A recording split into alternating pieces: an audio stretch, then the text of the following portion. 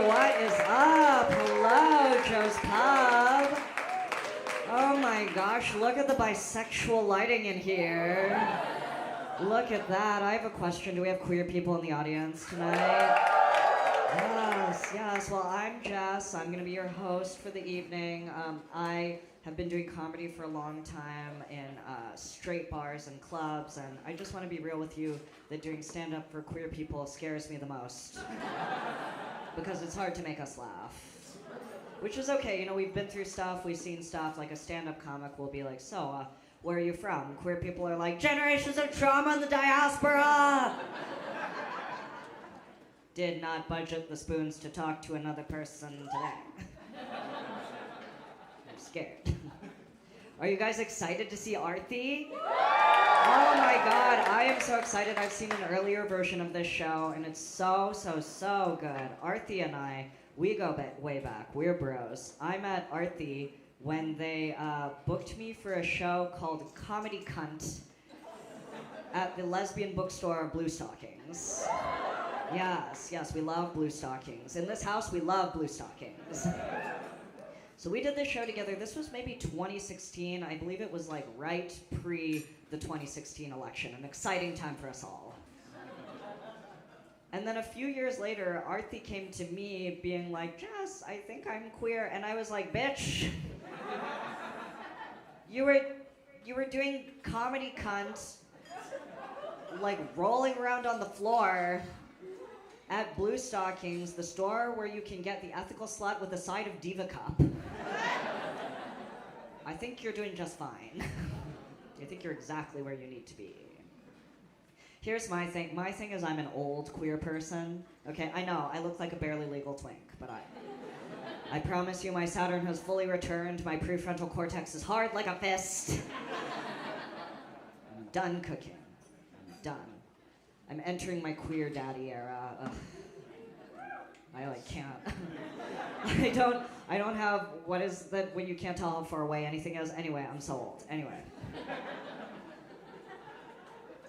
Just gathering my bearings. I'm an old queer person. I've been queer, some kind of gay, since I was 13 years old, over half my life, which in queer years makes me like a gnarled tree. Very like Shel Silverstein's The Giving Tree. Like now, I've grown tall. I look down at all these little gay children playing under me. They have things I didn't have. Ooh, a lesbian movie where the lesbians don't die. They're carving things into me. A lesbian is never attracted to men. I'm like, oh, I was a lesbian before you were born.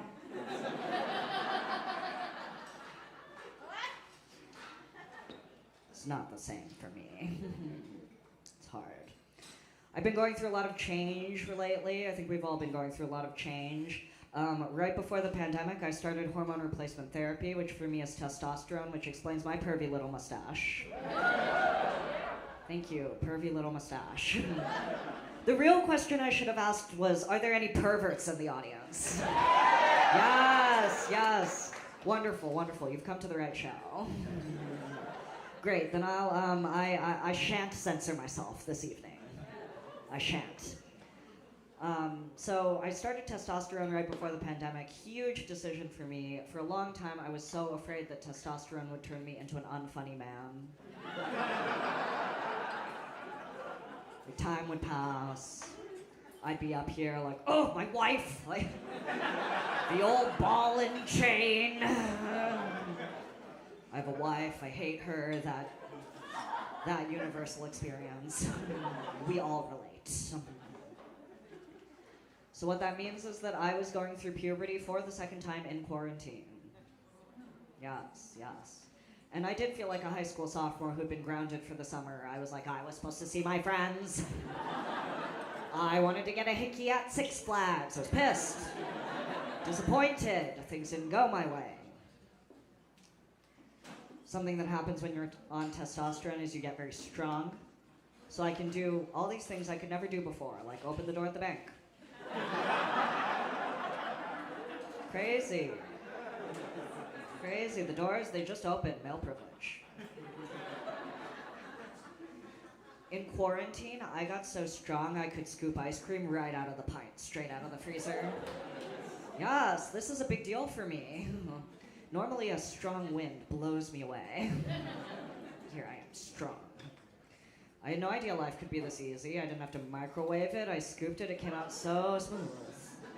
Like butter, so smooth. I didn't eat it. Obviously, eating desserts is for women. I scooped it, throw it in the trash, throw it away, stay down, oh, I feel incredible. This is why men feel so good.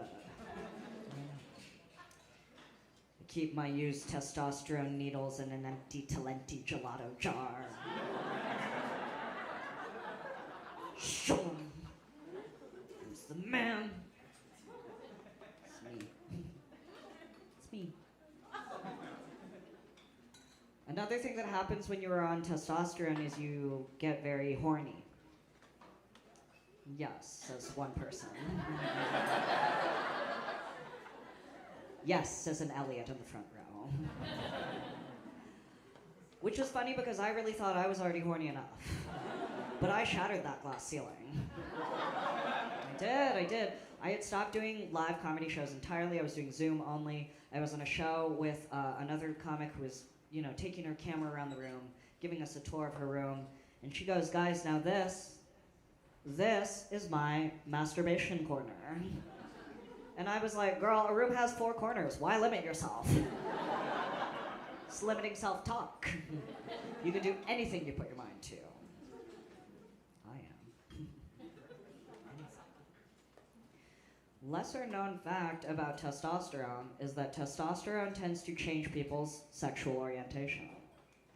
So after an entire lifetime of being a practicing lesbian, for the first time ever, I find myself attracted to men.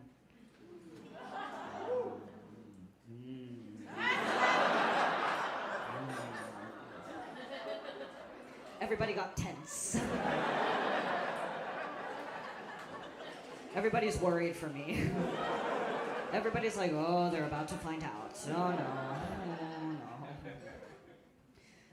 I really think that testosterone flipped a switch in my brain, really changed something in me chemically, because before, men just looked like big rectangles to me. And now, I think rectangles are really sexy. Going from lesbianism to being attracted to men is crazy. It's literally like I was born with a get out of jail free card, and I'm like, but I've never tried jail.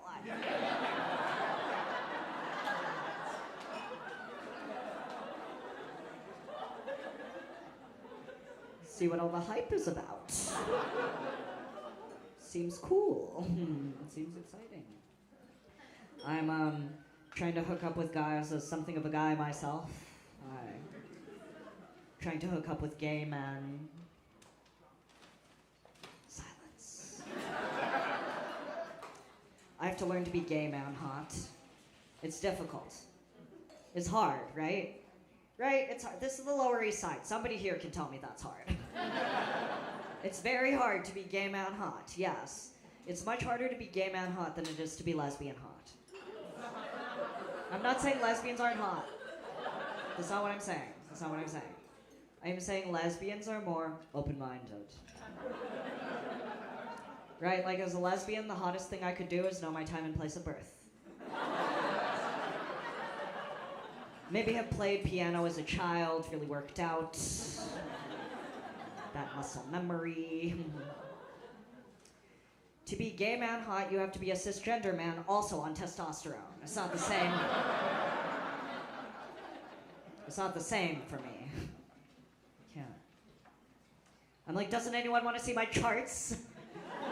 Doesn't anyone care? I'm a Capricorn stellium in the 10th house of the public eye. That used to mean something where I came from. Thank you. Thank you. I was born at a time, is what I'm saying. And now my entire identity is based on that. Anyway. I'm on Grindr. Thanks, a light smattering of support. I like that. I'm on Grindr. There's always like one old gay in the back who's like, welcome to Grindr. What a grinder, you're finding everything you need. I'm like, not really. He's like, me neither. I'm sorry. I'm like, are you okay? He's like, no, we're not okay. Grindr is interesting. Grindr is interesting. I'm learning a lot. I'm learning that sexting with men is really different from sexting with women. And if it's weird to you that I, a non-binary person, am doing a men are like this, women are like this type joke, just assume everything I'm saying is wrong. Okay? So that being said, sexting with women, it's a craft.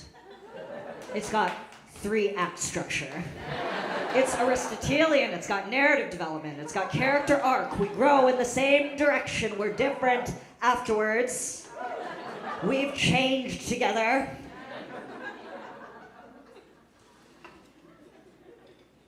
Sexting with men is like a child's flashcard with a picture of an apple. It says apple underneath.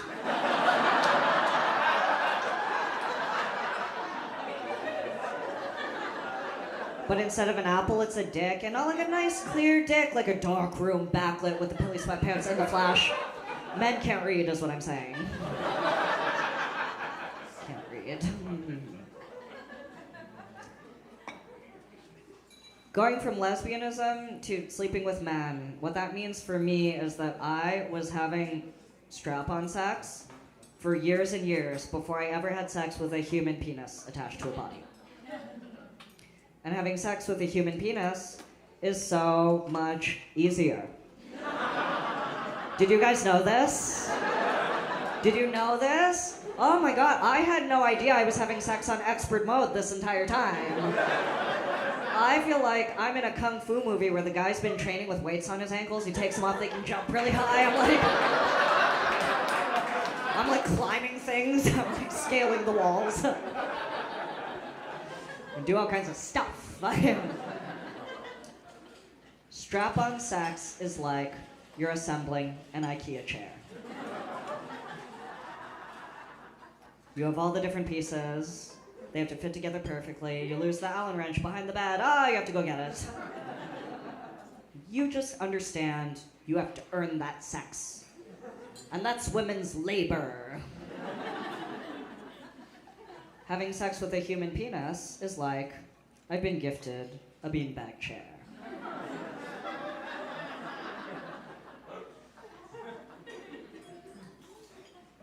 I'm like, oh, I just get to sit down.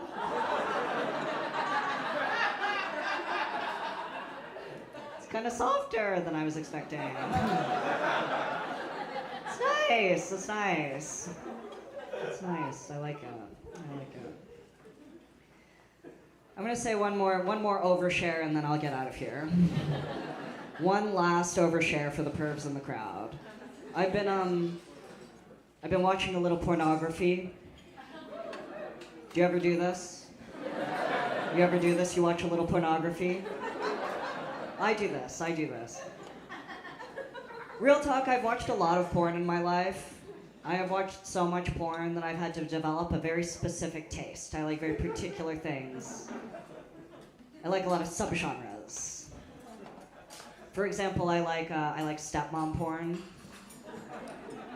Stepmom porn is hot because someone's dad is being disrespected.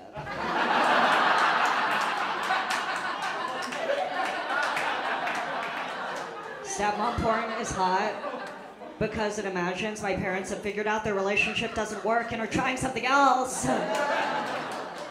It's about breaking generational curses. Intergenerational exchange. Hopeful. I like a lot of things. I like a lot of particular things. I like gay porn with gay men. We got that. Well, I thought it so. Gay porn is hot because I don't have to worry about a woman's well-being. I'm like, this is a lateral power exchange. Both of these people were paid the same amount to be here. For their labor. Which we respect. This is the last one. I like a lot of things. I like a lot of particular things. I like Roadhead videos. We have Another big perv over here. Roadhead, of course, being the act of receiving oral sex, usually fellatio, while driving a car. Yes, the axis where pleasure meets death. It's the most exciting porn. It's the only porn where I don't know exactly what's going to happen next. Dysphoria for me feels like knowing I will never get roadhead. Because I can't drive. Guys, are you ready for the show? Are you ready for this actual show? Oh my God, keep it going. Guys, please, let's get it really, really loud for my good friend, Arti Gollapudi's Lackadaisical Loser.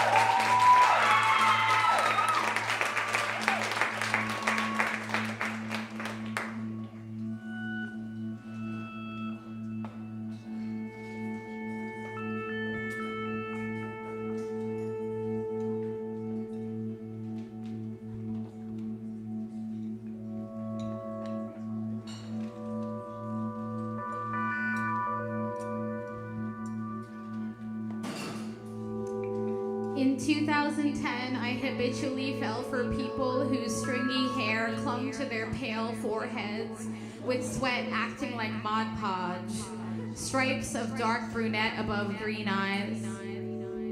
I remember when someone told me they felt euphoric when cleaning their ears with Q-tips. It felt like sex, it felt like fucking.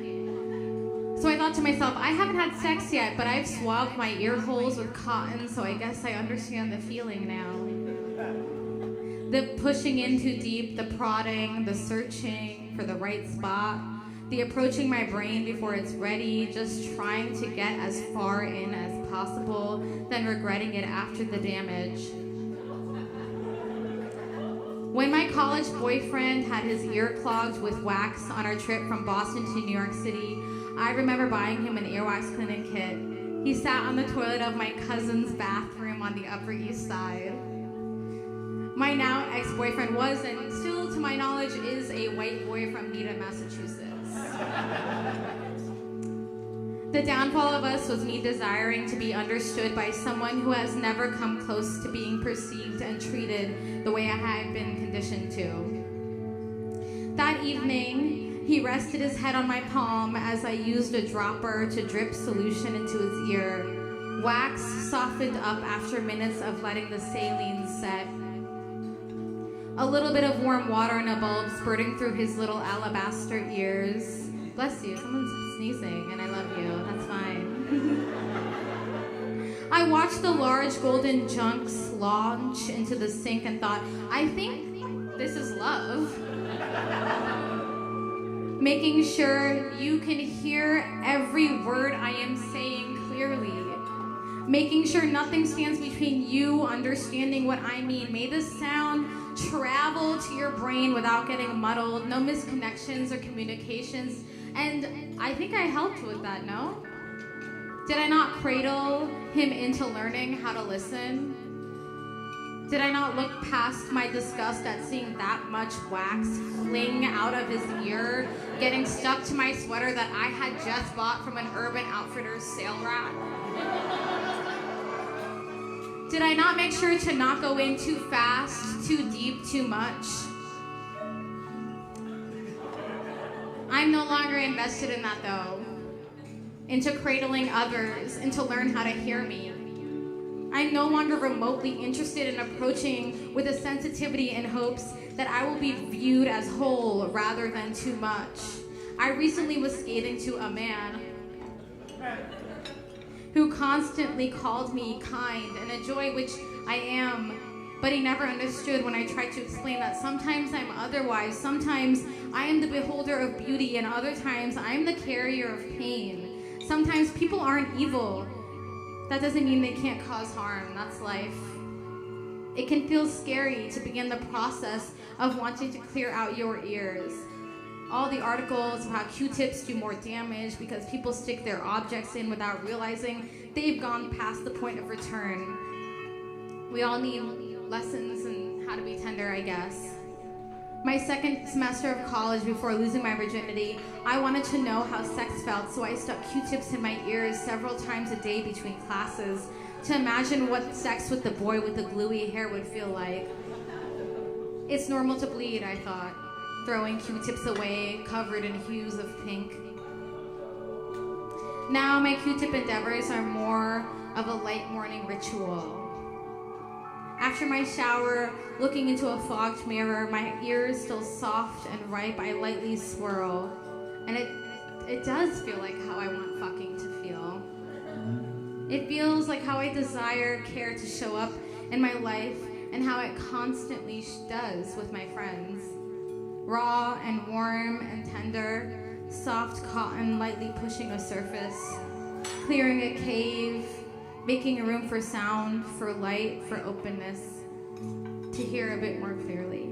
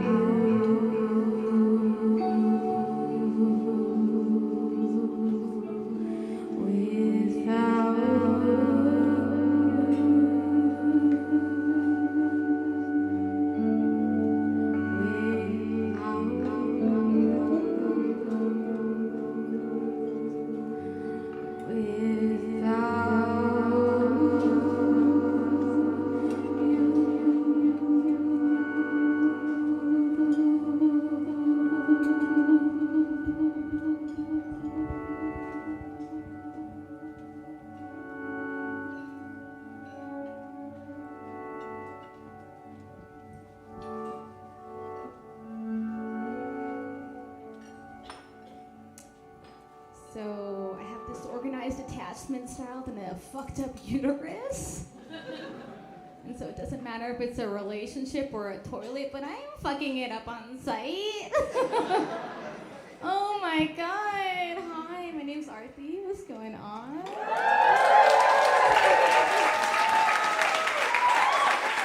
Oh, a little bit about me is I do identify as queer.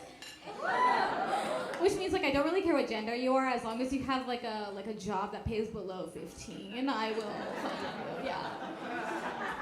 She's horny. Oh my god. So I want to just get this out of the way. A lot of people come up to me and they're like, "Oh my god, you're so exotic." So I'm also a Cancer, Gemini, Moon, Virgo rising. Just want to get that out of the way. I'm also Indian, which, is anybody here South Asian, Indian? Okay, what's up? Okay, so you all will agree with me. Our happy trails start up here and end all the way at the end of our big toe.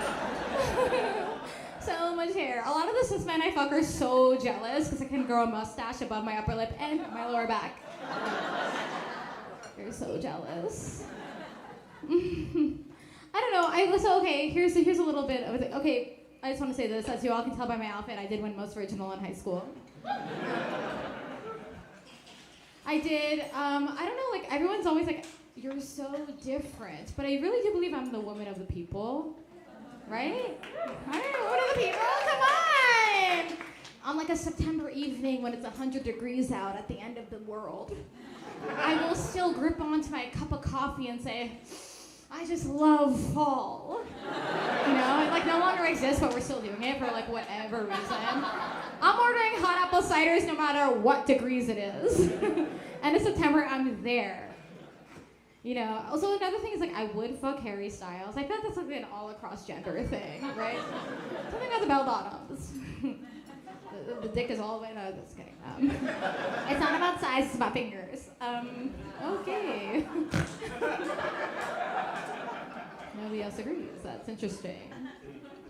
Another thing about me that I feel like everybody here also felt was I did deeply want to kill myself June 2020. Okay, interesting. We all read the wrong New York Times article. I'm so sorry. I was like, mention suicide, and they were like, no. The optics will be off. They're like, we love to say Israel, but we don't like to say suicide. And I'm like, what are we doing? Playing Two Truths on the Line? Y'all are crazy. We support the apartheid state, but not mental health, you know?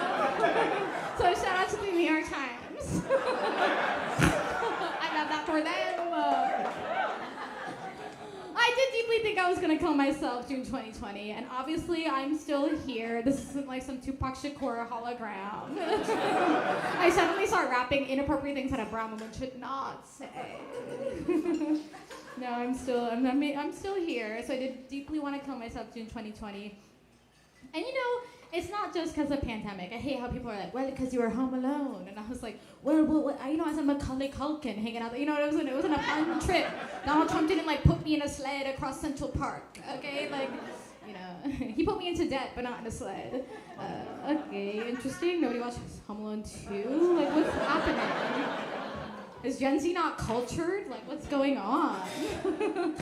Support the youth. So, you know, I did really want to kill myself in 2020, and that's essentially a navigation of what this moment is going to be about. So I hope you're along for the ride, brother. There was like a Grateful Dead show yesterday somewhere in New York, and so if you're like a part of like the aftermath of that here, like, right on. In a way, I am a colored dancing bear of sorts, I would say. So I did want to kill myself June 2020. How does that happen? It doesn't happen all of a sudden. There's a lot of anxiety. So a little bit about me, a little bit more. I am a brown girl who grew up in New Jersey. Jersey, shout out! I ditched my entire show and I'm like, top 10 Sopranos episode, say it. And if it's not the Pines in your top 10, you gotta get out of here. I love the Pines, and I also love the episode when AJ gets his eyebrows shaved off, so I was like, relatable. I love The Sopranos so much. I like cried on my birthday. Polly passed away, and I was like, cancel the party. I'm like, cancel the party, cancel it all. We can't do it. Not Polly. Let's recreate the pines together in my backyard. And they're like, you have 2 trees. And I was like, it's New York. That's more than most of y'all bitches. Everyone's like, we don't have a backyard. We have to leave. Oh my God. So yeah, I grew up as a brown girl, as a South Asian girl in Central Jersey. So I know, girl, let me tell you. So you'll relate to this. I believed Bin Laden lived in my basement. Wherever you are, who said, oh.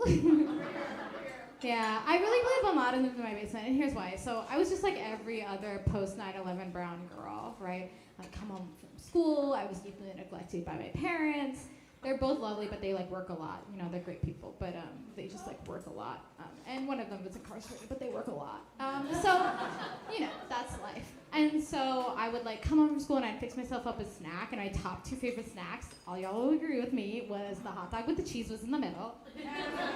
And number 2, I fucking would leave this stage right now to go get a frozen White Castle cheeseburger. Like, don't play me, I will fucking do that. In the oven, it's over. I will go to Costco right now and get one of those cheeseburgers. I didn't even know what weed was. Weed was not a thought in my mind. Could you imagine if I had weed? Those White Castle cheeseburgers. My whole insides, I can't donate my organs because it's all that. My childhood was sponsored by Costco. So, you know, I'd get home, fix myself a little healthy snack. And then I'd do what every other child would do, was I would turn on CNN. And everywhere on CNN, they were like, he could be anywhere. And for me, my Venus is in Leo, so I thought maybe Bin Laden's in my basement. And I have a lot of anxiety about it, because I was like, well, I don't want to like out him. Like, I was kind of a cab before a cab was cool. So I was like, yeah, he, like, the Twin Towers fell, like, he's like a little misunderstood. He's like a little different, you know? Bin Laden's not like the other guys. I feel like people get scared when I do that because they think it's like Bloody Mary. Like if I say Bin Laden 3 times, it's like no appear. He like appears as an apparition at Joe's pub. And I'm like, Bin Laden loves bisexual ass. It's like so crazy. We find that out together. That's just life. My favorite article I bookmarked recently was porn that Bin Laden like saved. Like I'm on Reddit a lot, but I don't have an account. I'm that kind of girl. So I'm believing Bin Laden is living in my basement. My basement gets redone. Bin Laden's not there. Bin Laden's not there, and I'm either like, okay, well, he probably was never there to begin with, or he's just like every other man that I've met in that he disappeared without saying goodbye. And either way, I kind of respect it. You know, every day I look at my phone and I'm like, I'm hoping for like a you up text from Bin Laden. Oh no, he's dead. We all watched that video. Like, it was weird. That video was weird, y'all. That was weird. That was very weird as us. Millennials, shout out. That was weird. That was weird. So I have like a lot of anxiety stemming from childhood, right? And then I've always known that because even when I was younger than that, I had like a crush on someone. And I was like 5, and I called his name very softly. Because you know when you watch, I recently watched, anybody watch the Victoria's Secret docuseries? Yeah. Okay, this is the whole docuseries. Victoria's Secret. So I really wanted to be that. I wanted to like talk softly at someone. So I like was trying to speak softly to my crush in kindergarten, and he didn't hear me. And when he didn't hear me, I just punched him across the face. And then when I got reprimanded at school, they were like, why did you do that? And I started crying. I couldn't stop crying. I was like really just unable to control my crying. And I was like, it's because I wanted him to see me. And I couldn't stop crying about it. And I was just like, yeah, that makes sense. That clocks, right? You got a Venus and Leo. That really clocks. And I feel like that's where a lot of my anxiety stems from. So when pandemic happens, I'm living in Bay Ridge. Does anybody know where Bay Ridge is? Yeah. Bay Ridge is famously the Staten Island of Staten Island. Which is a feat, you know? That's like a feat to achieve. Like, you really gotta try hard to do that. So it's the Staten Island of Staten Island, and they're alone, completely alone, and everything's shutting down, and I'm kind of like, will I ever see anyone ever again? Maybe not, but that means you gotta get some hobbies, right? So I started doing what everybody else was doing. I started puzzling. I started working out. I was watching like white women do ab workouts for weak women. Like, that's what I was looking up on YouTube. That's sad, right? Everybody and their partners were like, we learned to garden tomatoes. And I was like, I learned to do a push-up, and then I just kind of like laid still, right? Like, it was really sad. It was very just like, suddenly I'm there and I have nothing, right? I was there alone and it was very isolating. So I was like, what are things that I can do within my control? So the first thing I did was I got really into skincare. I got really into skincare. Like, y'all don't even, I got really into skincare. Skincare Reddit is kind of savage. You know what I mean? Skincare Reddit is kind of mean, but honest. They're like the Regina George of Reddit. I love it. There are people just being like, here's what my cheek looks like, and they're like, people would be like, that looks bad.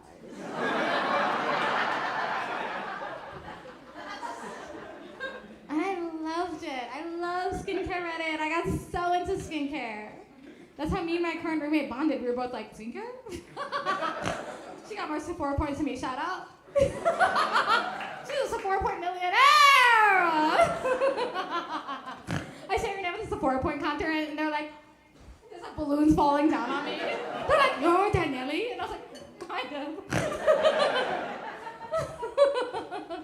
We love it. We love skincare. It's like a good depression coping mechanism. I think my favorite skincare is the Aztec clay mask, because anybody uses Aztec clay mask? Oh my god! Have you ever used a vibrator the size of your torso?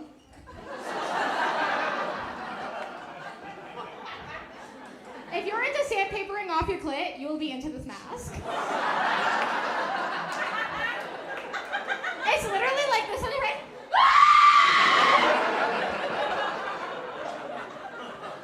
I love it. I feel like when I take it off, I'm gonna look like a Kardashian, but like browner, which is like what they want.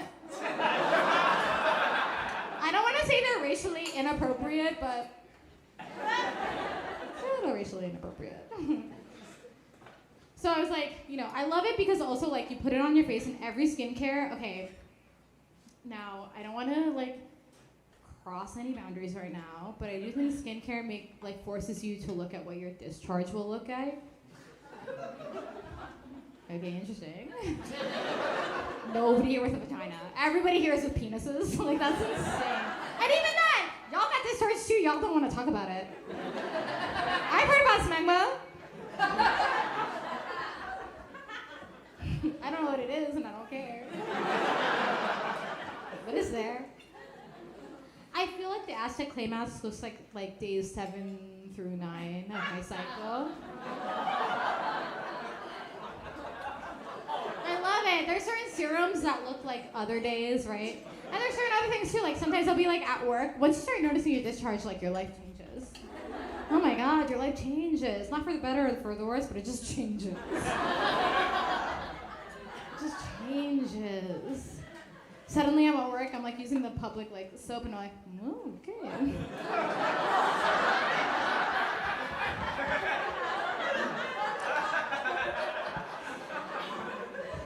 I was recently at a New Jersey diner and I watched a geriatric man. Like, it looked like his skin was about to fall off the bone. Like, it looked like he got cooked at a cookout. You know what I mean? Like a Brooklyn cookout. His meat was falling off the bone in a tender way. And he licked a bowl of rice pudding clean. And I was like, he can get it. He was like,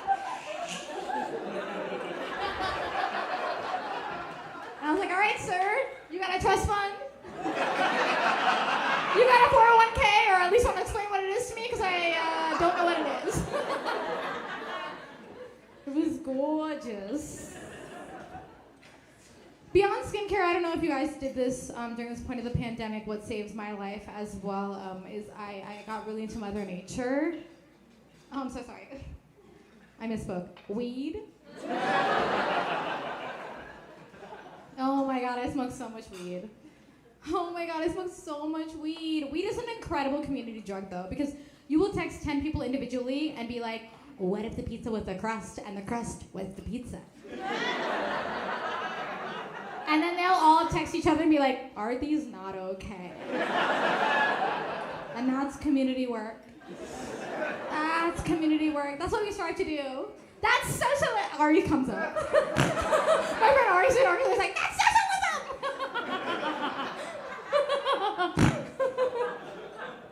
It's incredible. Every time I think I wanted to die, I was just like, what if I lit up? What would happen then? You know what I mean? Like, if I did, there's just so many things that could have happened, and then instead, I chose to make the, executive decision to light on up. That or take like an edible that I was like, I think this is 5 milligrams, and then like 100 hours later, I was like, that was 100 edible. That was bad. That was definitely bad. I love weed because you don't send the crazy texts like you do, right? Like I'll be like, what if the pizza's the crust and the crust is the pizza? But I won't be like, I want to see my tits. You know what I mean? Like weed is more philosophical. Weed is like, let's expand the universe, and like, I think alcohol is more like, what if you saw my hole right now? It's a safer thing to overdose on. Okay. Woo! But every time I wanted to die, instead I lit up, and I have a friend who I think really did the same. I think I really, like, every time I, lit up, they would be, on the other end of the FaceTime and be like, I hear you there, brother. I'm going to invite them up right now. Please, everybody, welcome Tessa Skara. I don't want to brag, but Tessa is definitely a weed sexpert. Expert. Both. Show me your fingers, babe. Yeah, there you go, yeah. Weed sexpert. And so what I want to invite Tessa up here because Tessa was definitely one of the very, very few people that I would call at very odd hours and be really high, and we'd smoke a bowl together. 420 a few years ago, last year, I rode my little bike over and we smoked Tessa's bong, and then we suddenly bonded. The same day that I got my second vaccine yes. shot. And I was so fucking sick. Yes. Tessa was on their vaccine, and I was like, light up, brother. And that's feminism. This is fifth wave feminism. I don't even know what Ninth, wave, 10th, whatever wave 11th we're in. wave. Yeah, whatever wave we're in, it's bad. But I'll ask this before we dip into a song. Okay, Tessa. Okay, so Tessa, I'm gonna ask them a question between death and weed. You guys all on board? Do we all consent? I don't even care if we all consent. It's so dark in here. Tessa, would you rather get mauled by... Okay, I also want to say this. Tessa's Canadian. Sorry. Sorry? Oh, sorry. Tessa, would you rather get mauled by a bear or light up? Well, first off, what an amazing question. Second off, is the bear high? Maybe I don't know why it's that gonna feels... be one of those bears that are on NPR. They're it's standing on 2 feet, and then the people who are experts in the area are that's bad. You're the bear knows how to do flash photography now. The bear has an EP. No, yeah, Bear has an okay. EP. Okay, so first off, one of these things I love, and one of these things I could do without. So I'm gonna say definitely smoking weed, because the other one would be bad. Okay. Yeah. Well, we've all decided we would all smoke weed over getting mauled by a bear. And that's kind of what this song is about. It's kind of about when you're high and you're am I gonna get mauled by a bear? Or am I gonna think about life? What are you gonna do? These are the important moments,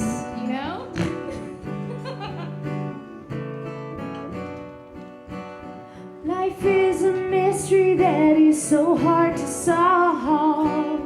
Unless you're high, then you understand it all. Weed makes you so smart and it also makes you wise and gay. It could also make you buy. We can do it all.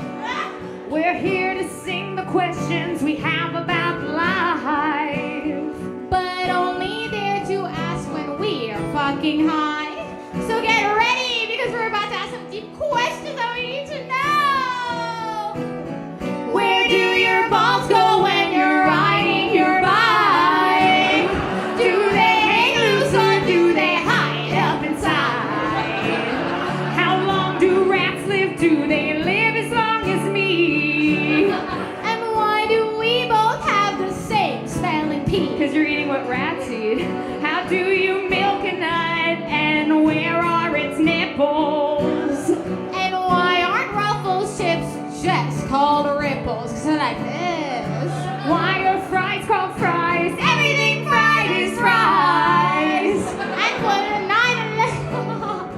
9 Okay, yeah, so the whole thing is that what I was gonna say is that could Home Alone happen after 9/11? And I just wanna say that like what I wanna explore is how like these people are going from like flight to flight to flight to flight to bus to flight to bus to flight. And like, you know, there's no bomb sniffing dogs, you know what I mean? They're just like going there and like they're all the kids, you lose a kid, that could never happen post 9/11. But then I remember that, you know, they were rich and white. Why is this? Oh wait, no, we got it. Yeah, you got it. Okay. You got it. If the sun is called the sun, then who is its dad? Thinking of the sun lonely makes me really sad. What is the antonym of antonym? And where the hell has Paula Abdul been? I mean, like, if she's dead, like, you can't tell me. I think she's just a dancing queen.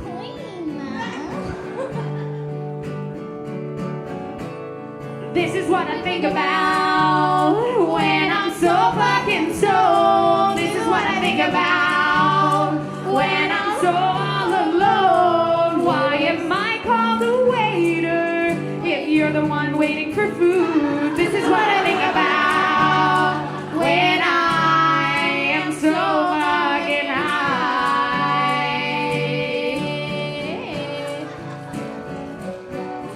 Yeah. This is what I think about when I'm so fucking stoned. This is what I think about when I'm so all alone. Oh, that was you. This is what happens when we skip over. Yeah, we got it. Here we go. One more verse. Here we go. This is what I think about when I'm so fucking stoned. This is what I think about when I'm so all alone. Or it farts just a burp that come out your butt. This is what I think about when I am so fucking high. So fucking high. So fucking high. So fucking high.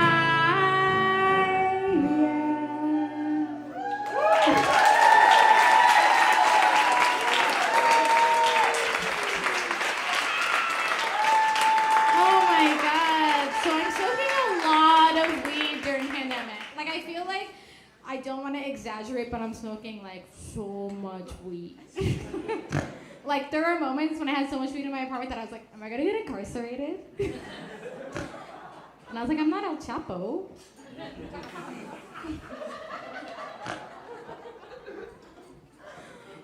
I'm gonna escape from prison for weed. So I'm smoking a lot of weed, and I get rehired at the bookstore that I worked at. So as you all can tell by how I look, I do work at a bookstore. Sometimes I forget to introduce that. I just feel like it's assumed, right? I worked at a bookstore. I work at a bookstore. Prior to that, I worked at a bookstore. Prior to that, I also worked at a bookstore. Currently, I don't work at the same bookstore. Prior to this, I worked at a white-owned bookstore. Honestly, I don't know, like, sometimes white women are still in this, like, Liz Lemon era of, like, can I have it all? And it's like, and I'm always like, yeah, girl, you got a bad haircut and you're a bad boss. You can have it all. You got it. Good for you. And you're straight. Toxic. You know, I work at I will say this, I do not work at the white-owned bookstore right now. The tiniest man poached me from that bookstore. He's so tiny. He's such a little bean. Such a little bean, and I feel thankful for that little bean. But I was working at a white-owned bookstore, and I went back to it, and I was smoking so much weed that I got a promotion. And they were like, you're so good with customers, and it's because someone once threw a Maya Angelou book at me, and I was like, whatever. It was a white person, though, so it felt like The Scent. Okay, interesting. The Scent is... So I went back to the bookstore, and I love working at a bookstore. I don't know if anybody else here works at a bookstore or is a bookseller, but I think it's the horniest job ever. I love working at a bookstore. Bookstores are just essentially flirting, right? Like, half of my job is me, like, going, like, bending over and going, picking up a Kafka book and going, do you want to metamorphosize this ass? I don't know, it's such a fun, horny job. Everyone wants to walk into a New York City bookstore and fall in love, right? Don't lie to yourself. All y'all 9-to-5s out here getting a 2-drink minimum. Y'all want to go into the Strand and be like, that's it. Don't lie to yourself. And that's okay, I support you. I don't know, I think that's fine. And I also think that, like, booksellers are also horny to have to engage in that job, right? Like, the whole job is flirting, right? You're telling somebody about your interests, you're doing all these things. But also, I will say booksellers are horny because the only way we can reach climax is if someone's holding us by the neck reading us Audre Lorde. And very few people know the right ones to say. You know, I don't wanna come to Sister Outsider. Because I would feel fucked up about it, but I'd do it. I would for sure do it. So I'm working at this white-owned bookstore, and this is gonna shock everyone. They're a racist in 2020. And so all the BIPOC staff started organizing. Has anybody organized their workplace before? Okay, sparse and few. Interesting. A bunch of capitalists in the house, shout out. Raise the roof. Organizing is essentially meeting up on Zoom and getting wine drunk. You get so wine drunk and all you're doing is being like, and another thing.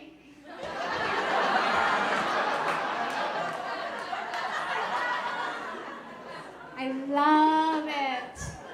I love it because I love gossip. I love gossip, and I'm like, tell me what Jessica said to you, and Jessica's like, turn the music down lower, and we're like, racist. I'm obsessed. So we started organizing, and, like, I don't know if you guys know this about me, I'm not shy. So it got really loud during our, like, internal town halls, which resulted in me getting reprimanded a lot. And I used to get sent to the basement of the bookstore, but not in, like, a fun, sexy way. There weren't, like, whips and chains in a Rihanna music video. You know, it was more just like, hey, you did this wrong. And I was like, I love being 30 and crying for my part-time job. It's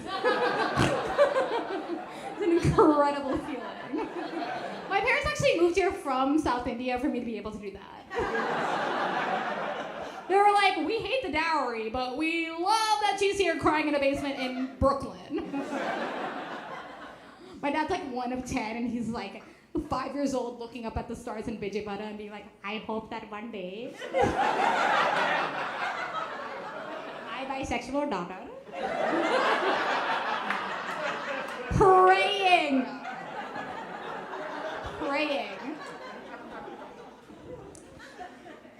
I get sent out to the basement, and they're like, well, your management style is a little lazy. And I was like, these bitches read so much Sally Rooney. They fucking love a Sally Rooney novel about some fucking Irish-ass bitch. But they cannot read that I am high as hell. I look off into the distance and I'm like, what is the literacy rate in America? Oh man. So yeah, I was high, so I was like, okay, I accept that critique. But then they were like, you pick favorites at work. Which I was kind of pissed off about. Because I'm kind of like, I don't know, like, you get along with some people and you don't. It wasn't like I was mean to someone, but it's like, some people I'm friendlier with and some people not. Right? Like, that's life. I don't have to be fucking friends with everyone. And then there was one person that was coming over once a week to lick this pussy, so of course I had to pick favorites. You moron! God, how humiliating. To fucking survive a suicide attempt to get eaten out by somebody who's 25 and lives with 5 out of the 7 members of their rap group. Humiliating. They were the type of person that was like, I just wanted to see what it was like to not have a shower curtain. And I'm like, they liked it wet. Oh, humiliating. They were the type of person that one time they invited me over to cook me dinner, and there was no glassware, just red Solo cups for everything. Oh, it was, you know what? There's no awe. You could have afforded a glassware or two. It's called stealing. Oh, so bad. So bad. One time I asked them to come hang out with me, and they were like, sorry I was late, I forgot my underwear at the beach. And I was like, they're so quirky.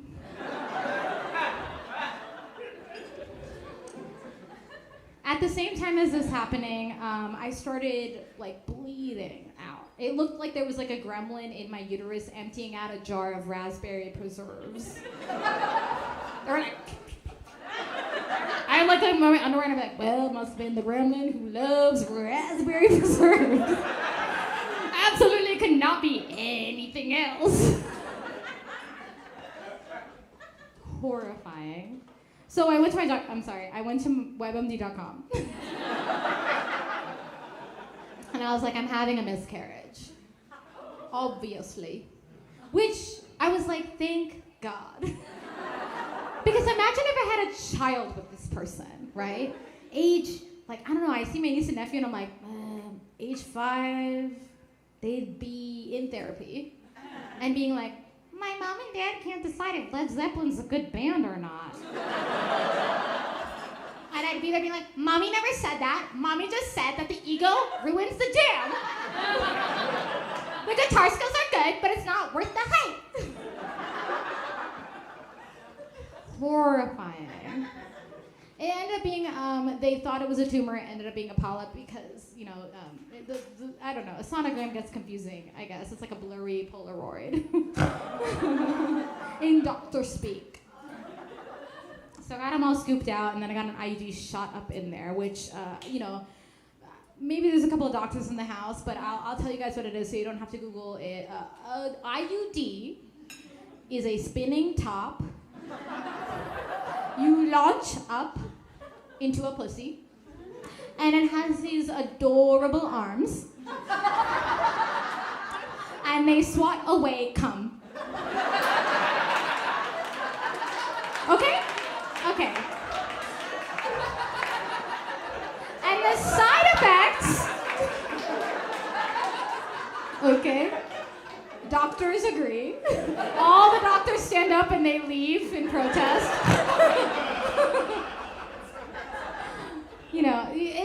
And the side effects include just you don't know what's happening, right? And iconically, they do have to use a stapler gun to shoot it up there. That's just the technology. Sorry. I love it. They just like, and then the top is like this. Or if you were like me the past few months, why does she have this here? But I love it. I love having an idea. I love feeling free. I love just being like, well, I can fuck whoever I want in here. And they're like, no, you still have to worry about STDs. And I'm like, herpes, who? I don't know her. And then on my way to my cousin's wedding, they were like, no, you know her and you have her. I love that. I love that. But I do. So, okay, I will say this. One thing that I also love is, do you guys love having a crush? Nobody else. Oh my God. Oh, virgins. Losers! I love having a crush. Having a crush makes me feel alive. What else are you living for? Having a crush, I feel like all your blood cells are like Chris Rock in what that fucking, they're just like, yes!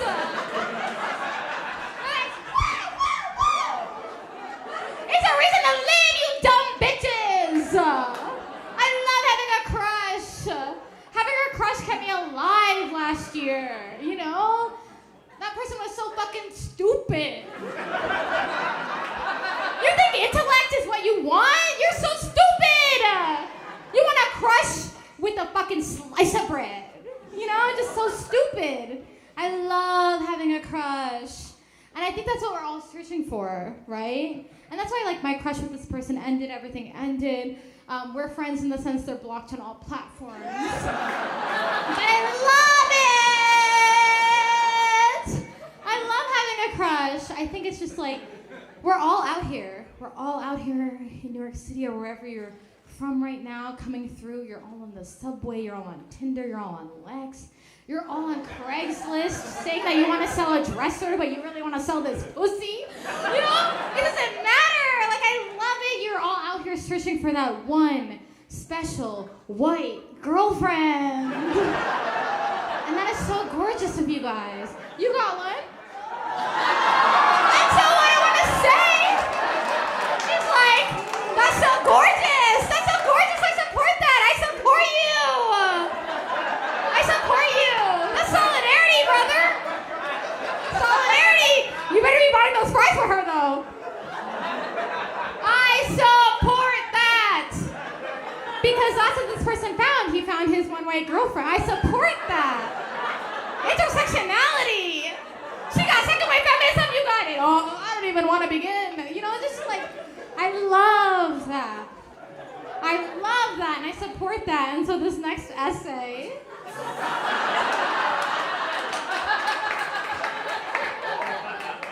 And moment is a little bit about that.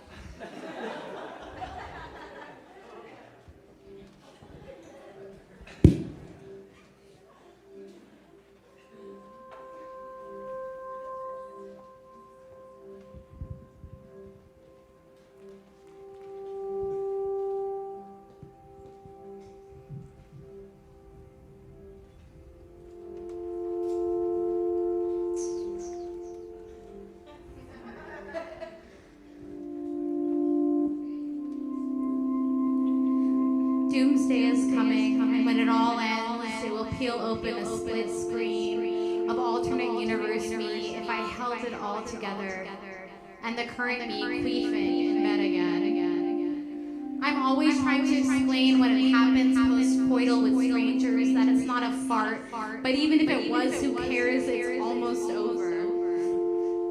All these moments melt together, performing a slow slippage. A portal opening, a burning, an elongated fade out of obsession. Time often feels like it is oozing between my fingers.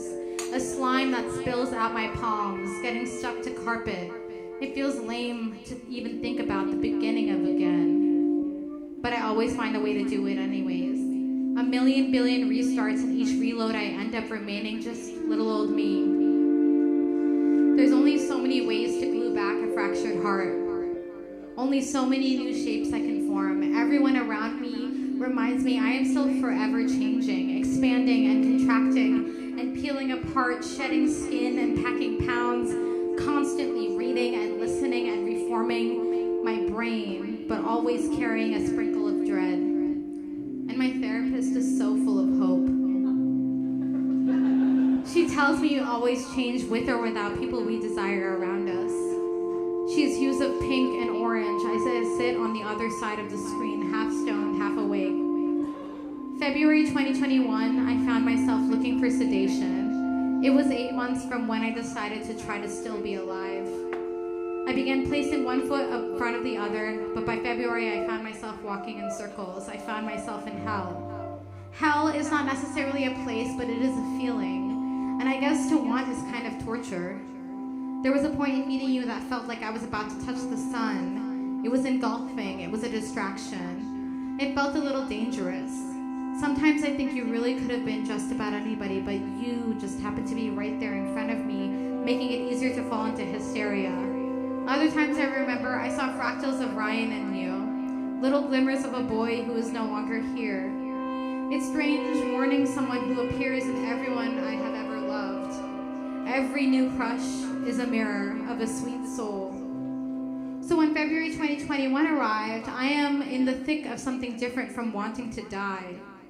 There were similar strains of feeling untethered, but it was entwined with spurts of knowing there was always, always, always eventually light. I'd also always built so much energy and tension with you because, remember, I was in hell.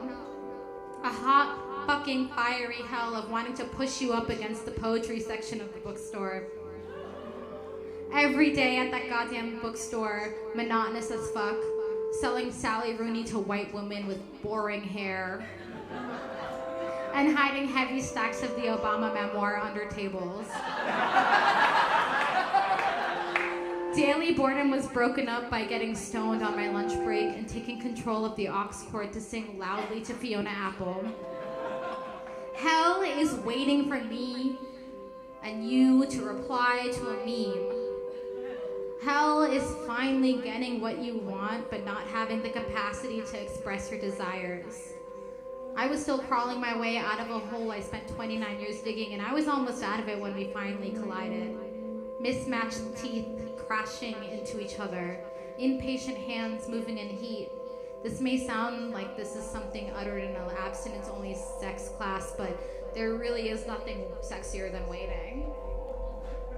The build-ups, all that running home from work to just tell my roommate that while handing off a novel, I accidentally touched hands with a boy who would later tell me that the best way to eat a peanut butter jelly sandwich is to keep it smushed at the bottom of your backpack for a full day. I savor these little moments because it reminded me there is sweetness even between breakdowns. Some of you didn't spell all of 2020 into 2021 sedating yourself with a pocket full of pills and a head full of marijuana, and I envy you. I envy anyone's composure as I combusted into chaos. All my friends rolling their eyes at me because I fell for a 25-year-old who never wore a helmet. And I couldn't shut the fuck up about it. I'm still unwinding myself from the embarrassment of it all. To have an ass full of soft shit and a heart full of regret is humiliating. But I am slowly gluing the pieces back together from disappointment and actions as a result of boredom. It wasn't you who temporarily destroyed me. Folks who know me best can attest that I'm a DIY type of girl. I can ensue a spiral all on my own. I don't need anybody, but it was nice having you along the way to help me crack open. When the year ended, I felt puffed from pride.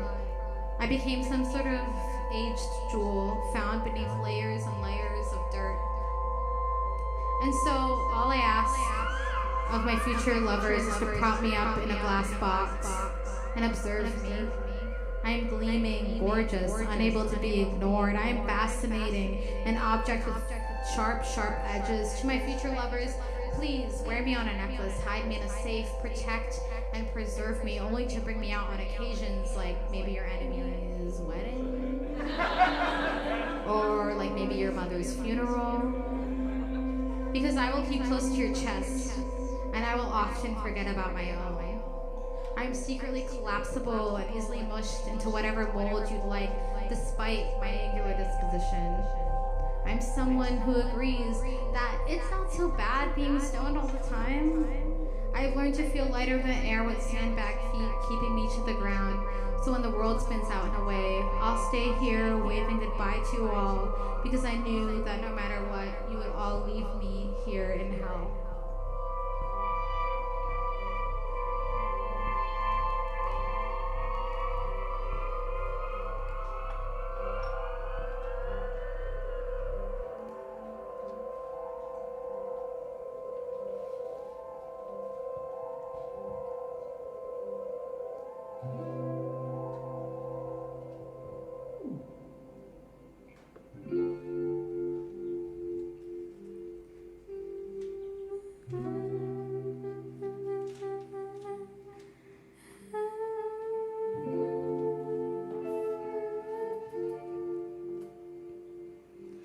Walking through this city, so familiar and pretty. Every street feels like home.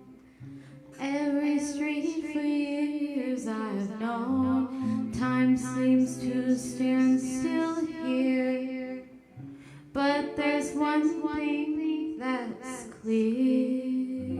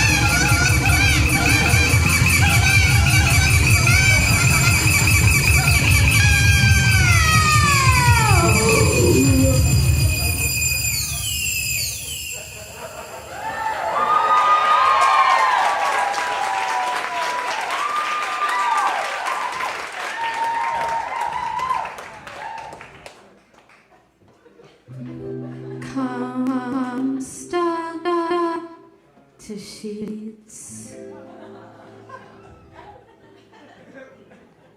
Quietly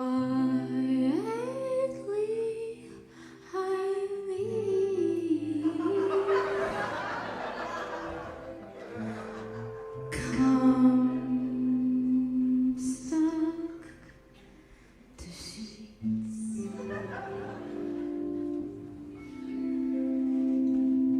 Quietly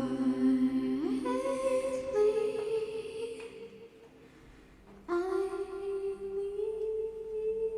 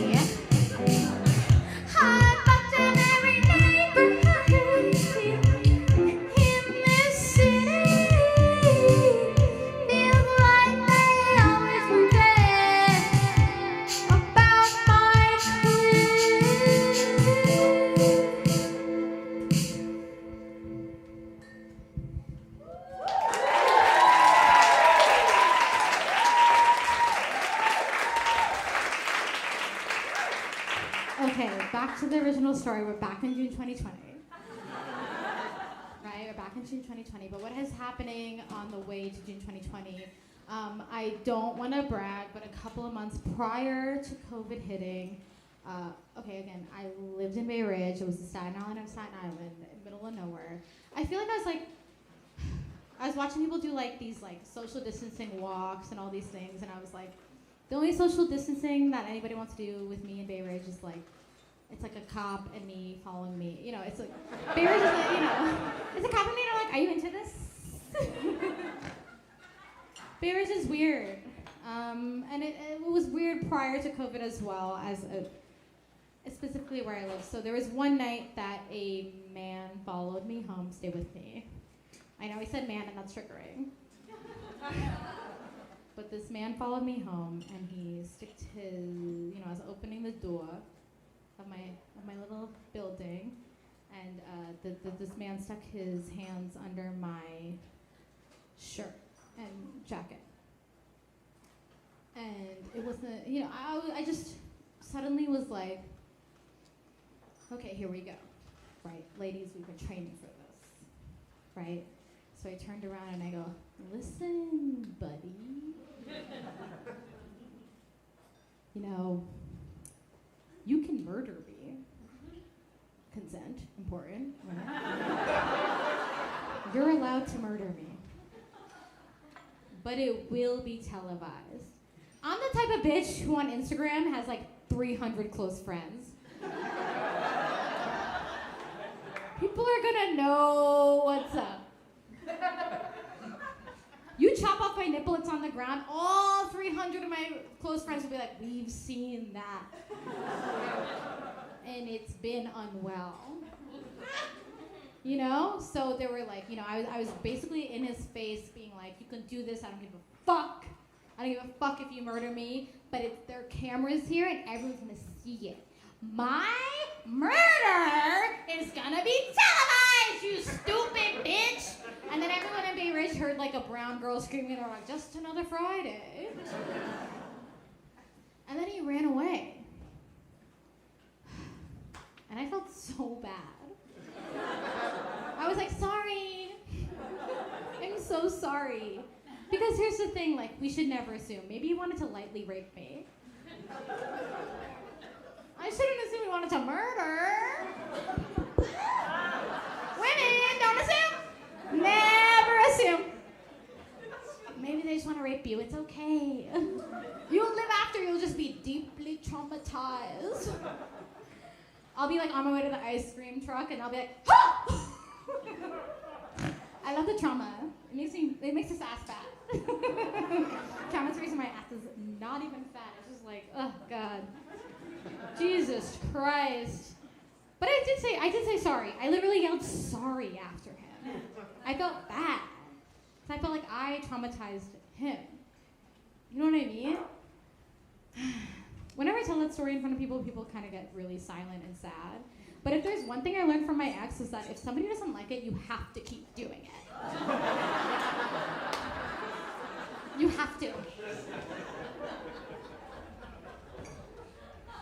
Never make assumptions. Never make assumptions. Not everyone's trying to murder you. Some people are just trying to rape you. And you'll live after. You'll just be deeply crazy on Tinder. My Tinder profile is so crazy. It's like, she's been raped. I'm a Cancer who loves chaos. And they're like, she's a rape survivor. Jesus. I'm Hindu. Please say the correct gods. Everyone's screaming like, Krishna, Saraswati. None of you get that. There's not enough Indian people in the crowd. Okay, interesting. Now I know my demographic. Deeply gray, but not South Asian. Interesting. Okay. So, that's when I'm entering into pandemic, into this self-isolation as. I think I forget that. I also forget that prior to this, my best friend passed away. And I never got to sit with the grief because I thought I sat with the grief. I did all the steps of grieving, right? Dyeing your hair pink, and then blonde, and then blue, and then purple, and I was like, well, I'm done grieving. It's not grieving, it's not grieving. befriending a hairstylist, being emotionally attached to her, and having her dye your hair. Isn't that grieving? And so I'm sitting here in the middle of grieving, finally sitting with just all of the anxiety, right? And all of these moments of being like, my friend's not here. I don't know what to do because I'm alone.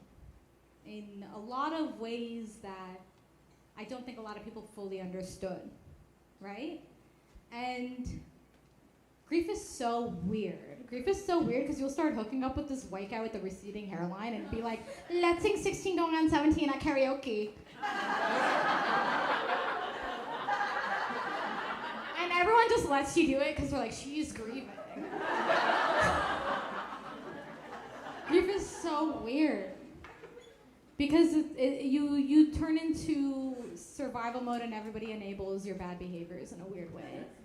And so I'm sitting here with the repercussions of my bad behaviors beyond grief, but my bad behaviors of everything.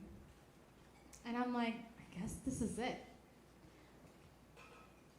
You know, I want to say this, the last two things that I know of that my best friend did was, one, he took out a bunch of cash and gave it to a homeless person or houseless person that would frequent the cafe that he worked at, and two, he jumped in front of the L train. Which I know is so selfless because I'm not going to McKibben Lofts anytime soon. Okay, not funny, interesting. Don't catch me out of Bushwick. People don't even ask. Yeah, I don't know. I just think about like how do you sit with all of that compounding on top of the anxiety of wanting to be seen, on top of the anxiety of like being unseen constantly and not listened to, right? What do you do? And then how the fuck am I still here, right?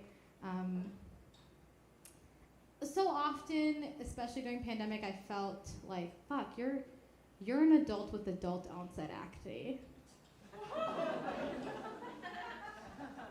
And one of my prime achievements is I do fuck a lot of hot people.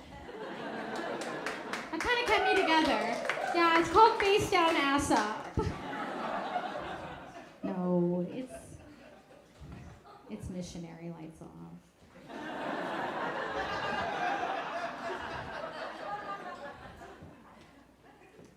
I don't know, like why are we still here? Do you ever think about that? Like, do you ever think about like what is the tether that keeps us in this hellhole? Like, I don't know if you guys know this, but it's like illegal to get abortions so many places across the country. But it is perfectly legal for my abusive ex to move on and be happy. Interesting. I've been showing up at Congress every single day. Knocking on Congress's door. Saying, hey! I don't know, I just keep thinking about that, like, what is the thing, right? Because in that moment, nobody was around me, right? And a lot of things were happening, and I don't know, it feels like a fog. So I have a few hypotheses. My family's South Asian, so I do like to do like a little science and math.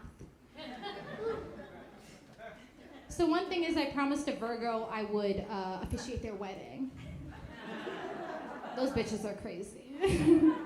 I feel like that Virgo would like unearth me from my grave, stuff my body up, and my mom would be like, you signed up for this. Stuff my body up and be like, do you take him? And everybody would be like, didn't she die? And I was like, she said she would do it. I paid the price. That's how I was at basketball camp every year. I'd be like, I don't want to play basketball. And I was like, we paid for it. The second thing is like, okay, suicide hotline this, suicide hotline that, right? It's not the end all be all of like the sources of things, but I do think there is something meaningful about a hand reaching out from someone who's never known you, listening to you, right? That's why I'm toxically doing this. There's something there. But then I'm like, nah, fuck those bitches. They're really kind.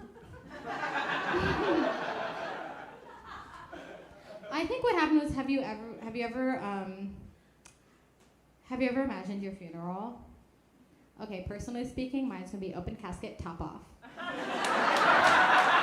This all I You know, like my personality is just shit, but my tits are it. That's all I have. And I'm imagining all my friends, you know, even my friend Melissa, who doesn't do drugs at all, is gonna be on shrooms because it's in my will. I'm like, Melly, do shrooms! She shows up, she's so sad. She's on shrooms. Just because I said it in my will. She would not be well on shrooms. Even without the grief, she would not. Anxiety disorder. It would not be well, but she'd do it. She'd do it because she believes in writing. She's a poet.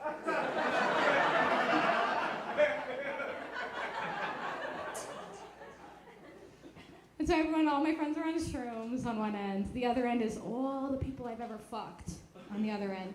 And they're all wearing a black Carhartt long sleeve.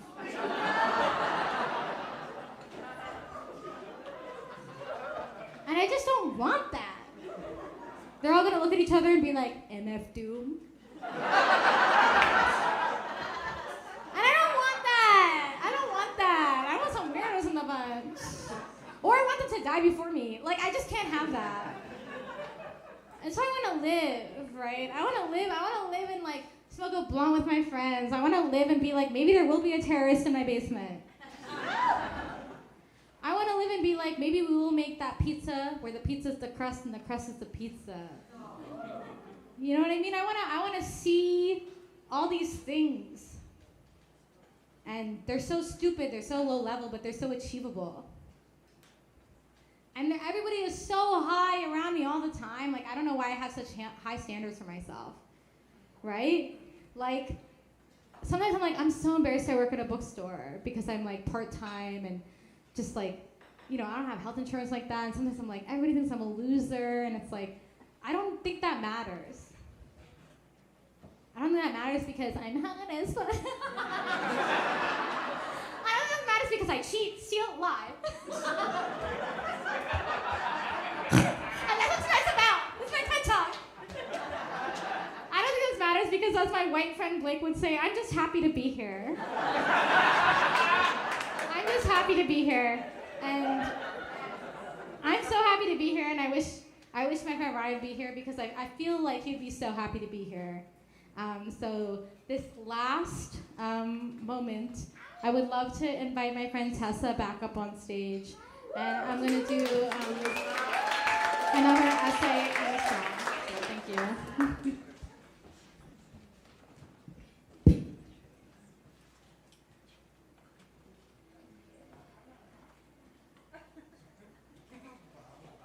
A moment of silence for Arti's beer.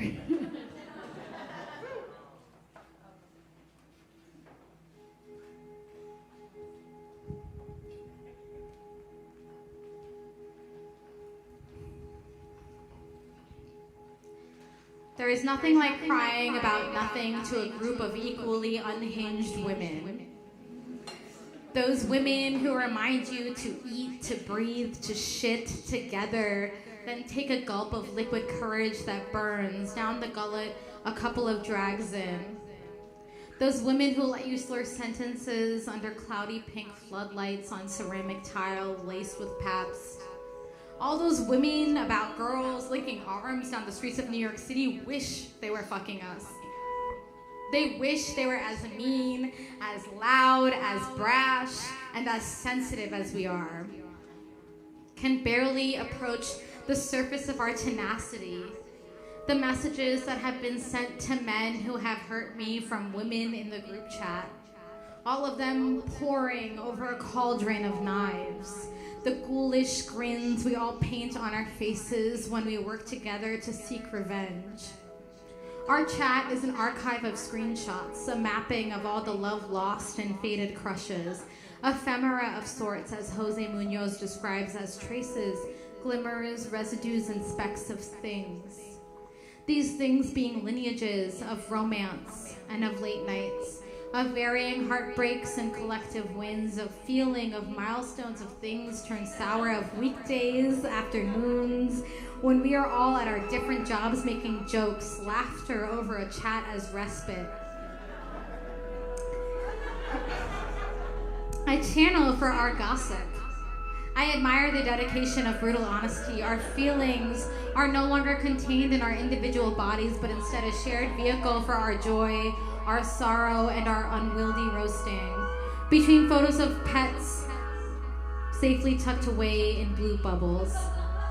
I'm so stoned when I text them all while watching Real Housewives, like, ladies, this is so us. We love getting into trouble while sending photos of our asses, telling each other, that's the one, actually, this is this. I've seen everybody's nipples and memorized them by heart because that's dedication, even though my therapist calls it obsession. And perhaps we are obsessed. Perhaps this is an attachment disorder. Maybe it is questionable that I can't make decisions on any menial purchase without sending 1 million photos to a group chat of women who are enablers. We want the before, the after, the during of everybody's haircuts. We want updates on a first date during a pee break. Every photo of a meal while on vacation is absolutely necessary.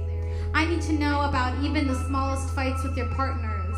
Every text to every potential lover must be greenlit by them. This is the DNA of our moral conduct.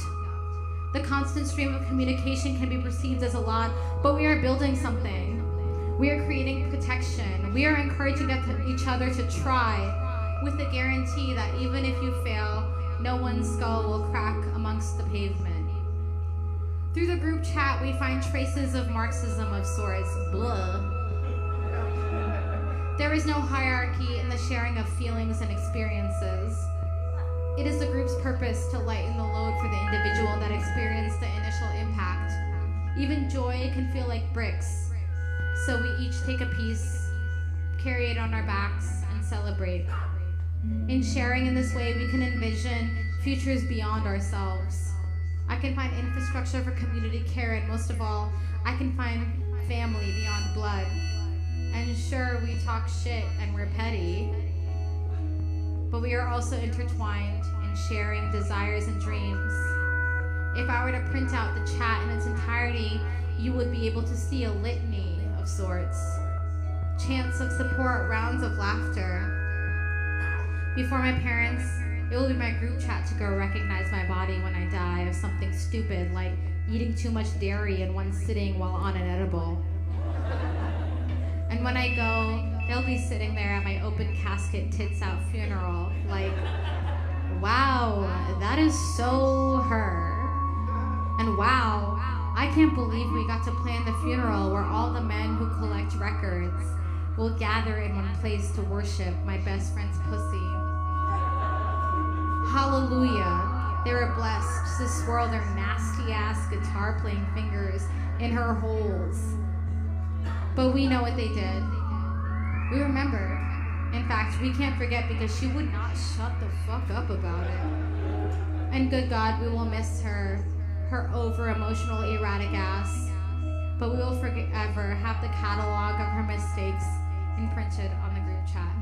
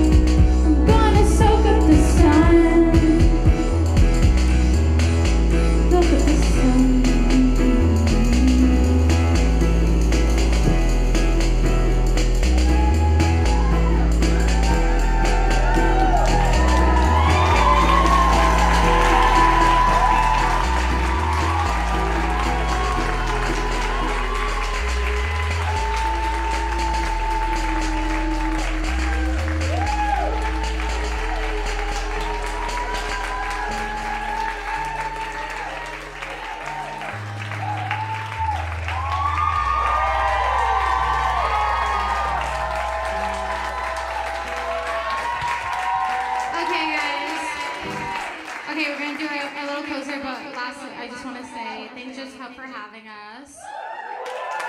We have Samuel, aka Canteen Killa, Alex, aka Bazaar, Tessa Skara. We had Jes Tom open up. Tahia Islam styled me. Pictures saw my hair. Okay, fun. Because I'm so dirty, people had to come together. Our first song was written by my friend Ryan, and I wish you were here. So the show's for him, and this last song we're just gonna dissipate afterwards. We're gonna do it really quick. Are you guys ready? Okay.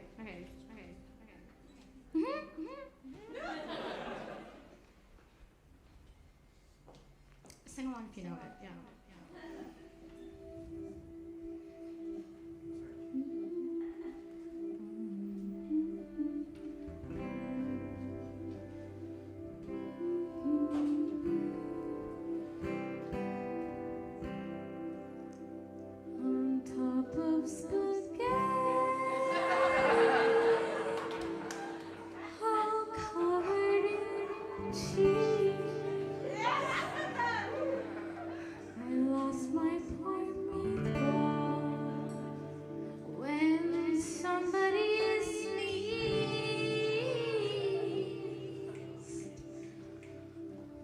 It rolled off the table and onto the floor. Then my poor meatball, it rolled off the door.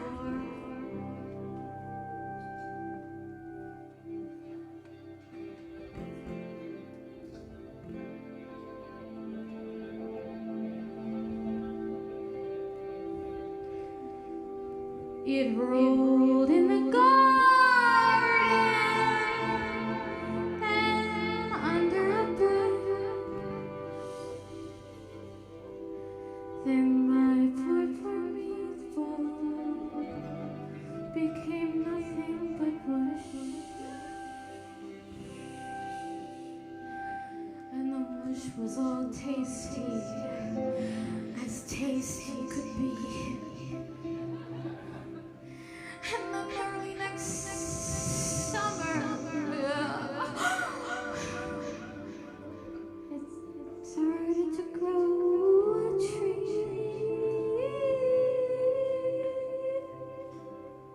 The tree is all covered in beautiful moss. It grew big meatballs covered in some